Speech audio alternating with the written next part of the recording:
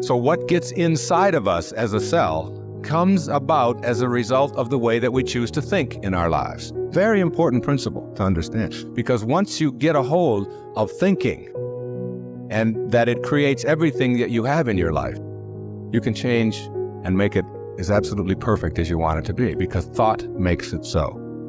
Bucky Fuller, who I served with on the Hunger Project Advisory Council for 9 years, who died not too long ago, said that 99% of who you are, you can't touch, you can't see.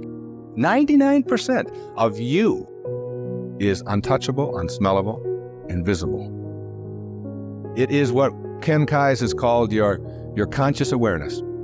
It's what looks out behind those eyeballs. What is that?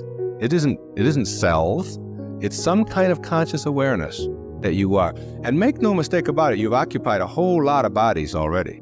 Now, this is not reincarnation talk. Although, I don't know about this reincarnation. People ask me if I believe in it. I said, well, I taught in a junior high school in the inner city of Detroit for 4 years.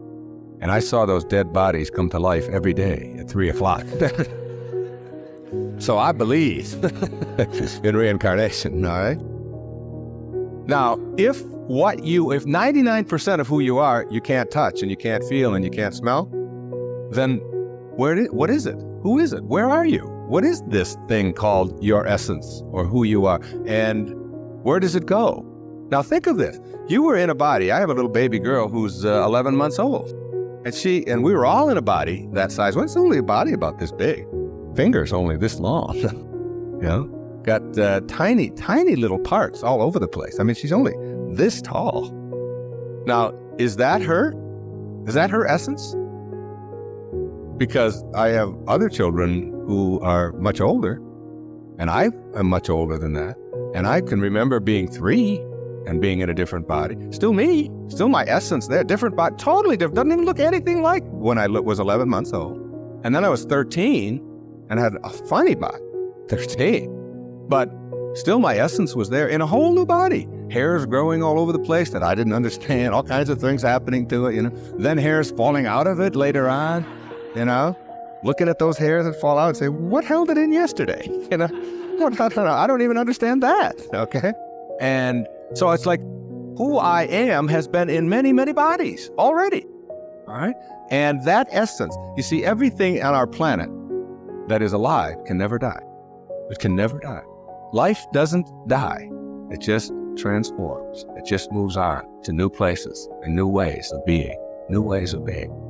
And the way of being that is the most transcendent of all is this way that comes from seeing yourself as love and only having that to give away. Only having that to give away. Let's say I were to stand up here in front of you and just visualize for a moment that I have an orange.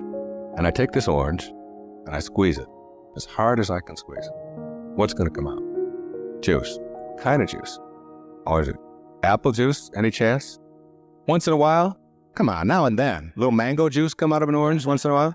No mistakes, right? Never, no matter what. Next question. Everybody passes. These are easy, okay? Why, when you squeeze an orange, as hard as you can squeeze it, does orange juice come out? Because that's, not because it's an orange, because that's what's inside, isn't it?